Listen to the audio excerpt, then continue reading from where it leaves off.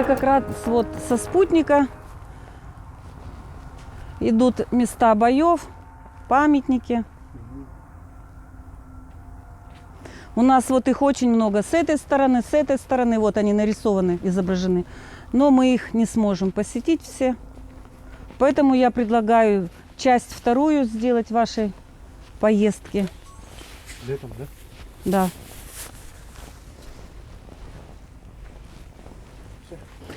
Вот тут вот находилась 50-я параллель. Посмотрите, вот она, видно эту просеку.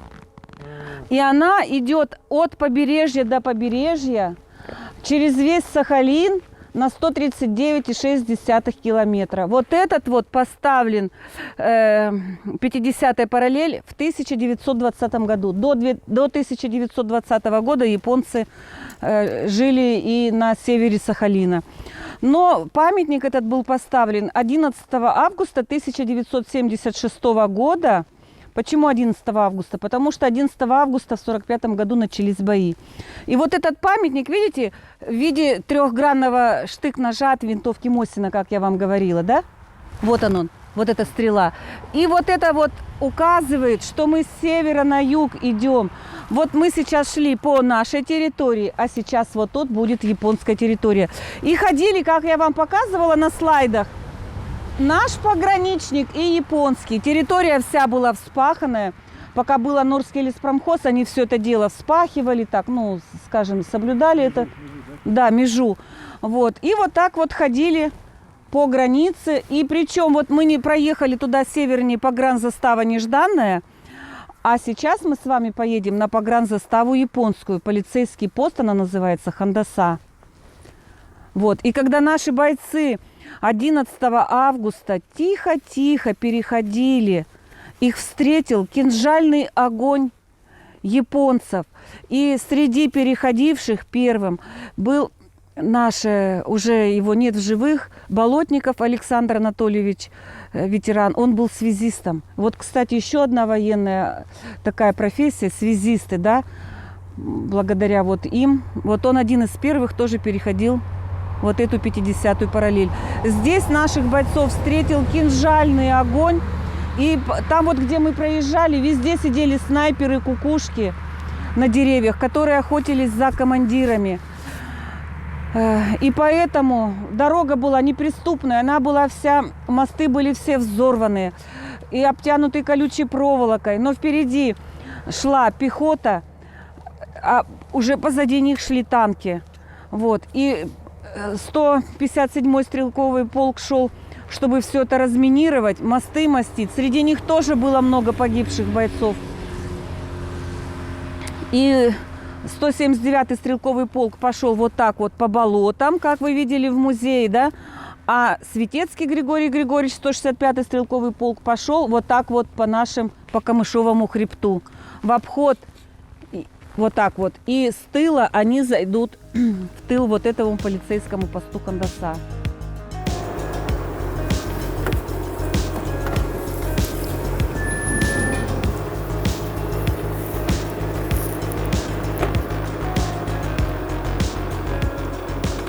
Погранзаставы, полицейский пост Хандаса, вот там вот они жили. Вот тут вот два неприступных дота, таких вот мощных железобетонных.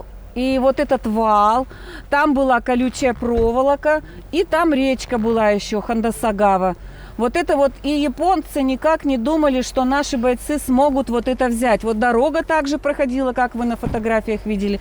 Ну, теперь вот вовнутрь сюда зайдите, посмотрите, как вот располаг... И вообще, а жили они в городке Катон, Победино. Это была граница. Вот. Победино это уже позднее название, скорее всего. После войны, да. Конечно. До этого Катон был. Ну, это пленные корейцы, скорее всего, здесь мешали бетон. Да, но они были не пленные, они были как вольно-наемные, их привозили японцы. Просто как рабочая сила. Сами японцы не были рабочей силой, они были господа. Вот кого-нибудь позвать сюда, чтобы выглянул в это окошечко и сфотографировать. Выгляните сюда, пожалуйста. В окно. В окошко в это. О, Ближе, ближе, ближе, Еще чтобы ближе. было видно. О, во, вот. прекрасное фото. Ой, простите. вот так сделай. Вот так вот они выглядывали во все окошечки и несли службу.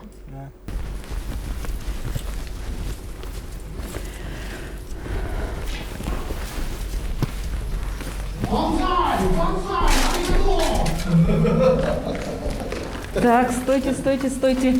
О, вот так вот я. Все. Ну, тут вот стояли пулеметы везде. И тут вот он вот так вот охранял. Ну, тут, короче, убирать надо, но как бы молодежь приходит. И все, мусорить. Все, и мусорит.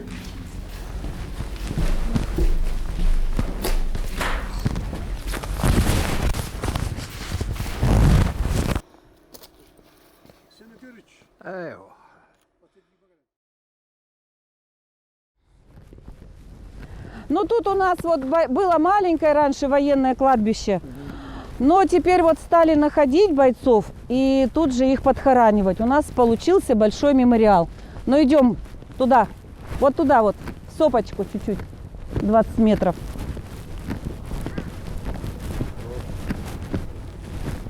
А имена остальных не установлены. Вот тут вот установлены, а тут вот уже имена не установлены бойцов, которых вот сейчас находят, да. Идем вон туда, там маленькая дорожка.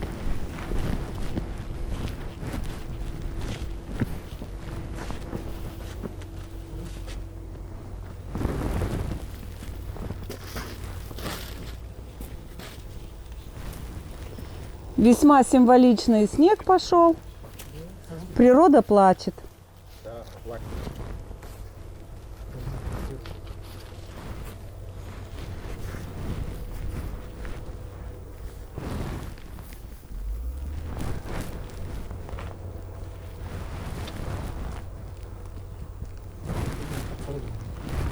Так, а теперь пройдем вот сюда, к месту гибели.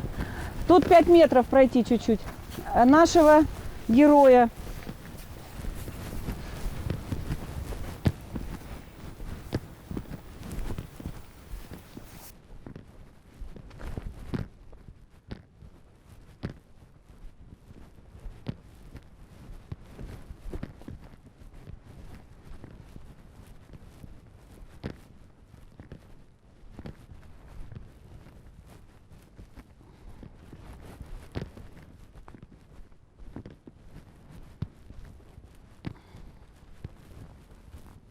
Вот тут вот окопы одиночные. И вообще окопов очень много.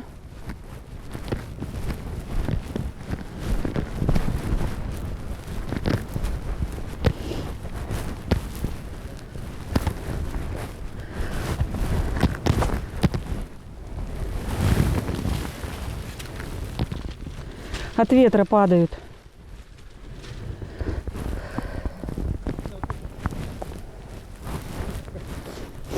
Так, ну сейчас я вам тут расскажу. Вот тут вот сложил свою бравую головушку наш капитан Леонид Владимирович Смирных.